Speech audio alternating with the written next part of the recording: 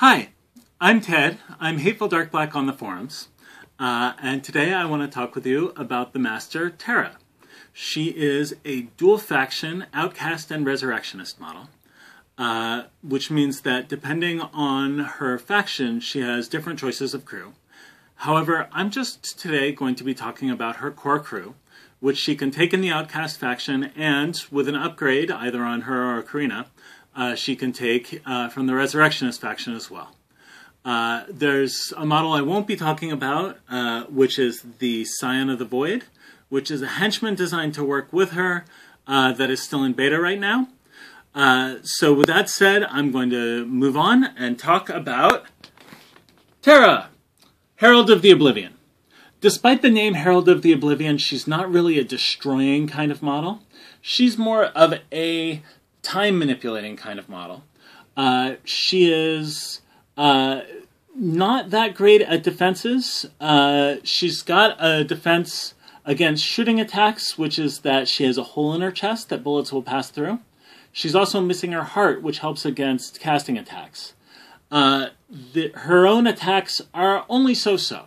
She's got a gun that's a gun and does okay damage. She has a sword that is okay and does sword damage, but also has a trigger on it called Glimpse the Void, which will bury a model, friendly or enemy, if they fail a willpower duel, unless there's another model already buried. I'm going to talk now about some of the themes on Terra, because they're themes you won't find in any other crew. So some of the themes on her: burying. A lot of her models will either bury enemy models or friendly models, or give various effects, positive and negative, to buried models. Additionally, she has a theme of making enemy models fast, which can be very risky because enemy models like being fast, because that gives them more AP. But she gives penalties to enemy fast models. She can, with an upgrade, she can reduce their willpower. One of her models gets positive twists against fast. And in a lot of cases, she can really benefit from giving enemies fast. She also has one of her abilities on her main card will give everything in 6-inch range fast, as long as at least one enemy would get it. The other thing, another common theme, and this is not exactly a theme so much as a pitfall, is activation order. You need to be very careful with Terra's activation order, because if you don't plan things in advance, the models can get in each other's way. The biggest example of that is that Terra herself always goes first, almost always goes first, because if she activates first, it unlocks some of her abilities, including a reactivate that she can get so she can also act last. She also has a bunch of things where she'll bury or unbury models, and then her models can affect them, and you need to do things in a really carefully planned order. The other thing in theme that you'll see in her crew, and it's something to watch out for, is some of her crew members benefit from having fewer cards. It is very easy to make the mistake of just ditching your cards, assuming that it will be better the fewer cards they have. But this can actually lead to some big disadvantages, because you need cards to play the game well. And if you get rid of all your cards, while you might have some benefit, you will, as with any crew, find yourself helpless for decisions. Another thing to realize about Terra, she has a lot of different upgrades, and many of her best abilities are on her upgrades. One of her upgrades she almost always takes is Obliteration Symbiote, that can either unbury a friendly model, or, as a 2-action, unbury and take control of, for 1 activation, an enemy model. This goes with her theme of controlling buried models. She also has an upgrade that lets her copy the actions of buried models. She can, with another upgrade, teleport into her deployment zone. She's got an upgrade that gives her an additional ability to give enemies fast and slow and bury them, and that gives a positive twist on initiative. She just has a lot of really good upgrade choices. You're often going to find yourself looking for as many of those upgrades as you can stuff into there, because they're all really good. Notably, one of her upgrades lets her hire Death Marshals, which are normally guild models. Her version are undead, but are otherwise the same, and they have some burying effects as well that work well with her crew. Next in our crew is Karina. Karina was much maligned when she first came out because she's not very good.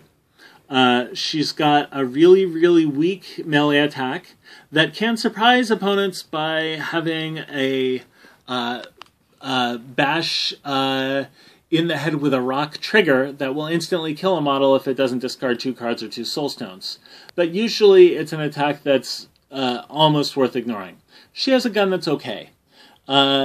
When she first came out, she was a 5-cost totem that was about all it did. It had a few other abilities that were fairly sideline abilities. In Crossroads, though, she came out with an upgrade that would, 1, let Tara's crew hire the core crew even as a resurrectionist, but also opened up summoning.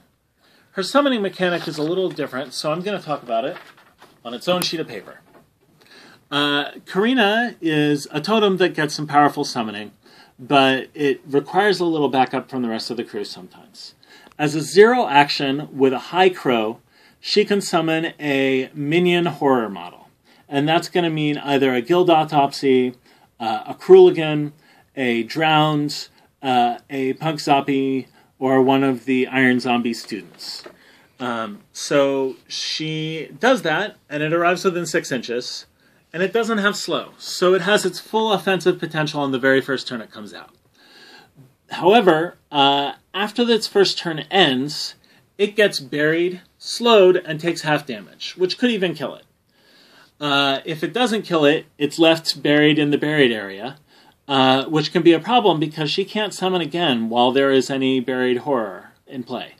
So buried horror not in play, I guess. So what ends up happening is you have this wounded and slowed model buried. The only thing that can bring it out is Tara, who can unbury friendly models with the Obliteration Symbiote. But there's a way that you can make it to get rid of that slow and heal the damage, which is the Void Wretch. The Void Wretch is a 4-cost minion with a lot of different utility. First of all, it can heal and remove conditions from buried models, which makes it great for supporting the rest of your crew. It also has a weak melee attack that can also bury models with a Glimpse of the Void trigger, the same one as is on Tara's Soulstone Sword. It also has an attack that can only attack buried models. So it can sit there anywhere on the board and just try to chomp on buried models. It can make enemy models within 4 inches either fast or slow as a 0 action. Often you'll do slow because that'll weaken it, but remember that Tara has some advantages over enemy fast models. The Void Wretch also gets positive twists against enemy fast models. So in small quantities and careful doses, it can actually be advantageous for it to give an enemy fast so that it gets all of these advantages. And if you can kill an enemy model before it can take advantage of the fast, all the better. The last model in the crew is the Nothing Beast, which is a huge, expensive monstrosity. It has Casting Expert and a casting attack that is its basic attack, with a very high casting score of 7 that's resisted with willpower, and has a reach of 3 inches. It's a close ranged attack, so it's similar to a melee attack. It does a whopping 257 damage, so the weak damage is quite low, but if you focus or get lucky on your damage flip, you can do a huge amount of damage. So it's sometimes worthwhile to focus so you can cheat up damage and hurt things even more. That attack also has a built-in Glimpse of the Void trigger. The Nothing Beast has an upgrade that will, a 0-cost upgrade that you can discard to ignore all damage from one source that can help its survivability. It also is incorporeal, which helps both with its movement and with its survivability. Even with all those things, though, it's a little bit fragile because its defense is not very high. the Nothing Beast has a defense of 9 minus the number of cards in your hand, which is better than the Void Wretch's defense of 8 minus the number of cards in your hand. But both of them still end up getting hit a lot, at least until the end of the turn. Remember, it can be very risky to get rid of all your cards just to raise their defense, but it can be nice to have a higher defense towards the end of the turn when you're low on cards. The last defense it has is, as a 0 action, it can set things up so that any model that hits it, it gets to hit back. That ends up being really, really helpful. But the main defense that you can bring out for it is the last thing we're going to talk about, the concept of the Beast Bomb.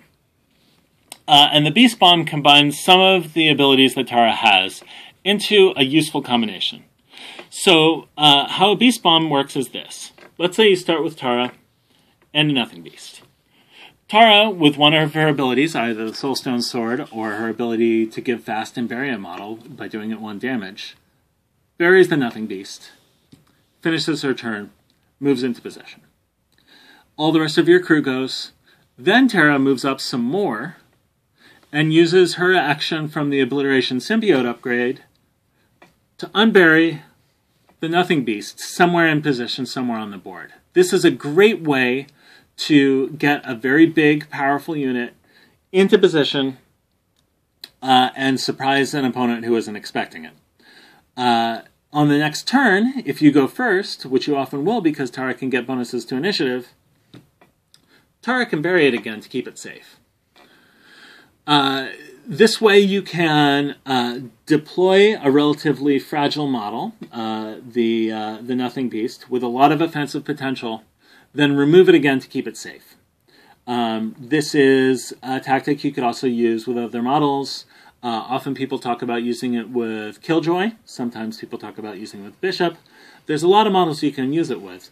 It's a powerful tactic and can deliver a lot of offensive potential. So that's Tara. She on her own is a gun-wielding, fast objective running model with a lot of tricks. She's got Karina, who also has a gun, but mostly wants to summon things. She's got the Void Wretch, and the Void Wretches are small, cheap, fast models that are great for objective running, but can also hand out fast and slow only to enemies, and can affect buried models. And lastly, you have the Nothing Beast, which is huge and terrifying, does a lot of damage, gets a lot of attacks, but can be a little bit fragile unless you bury it, hide it, and drop it into position with some of your clever tricks.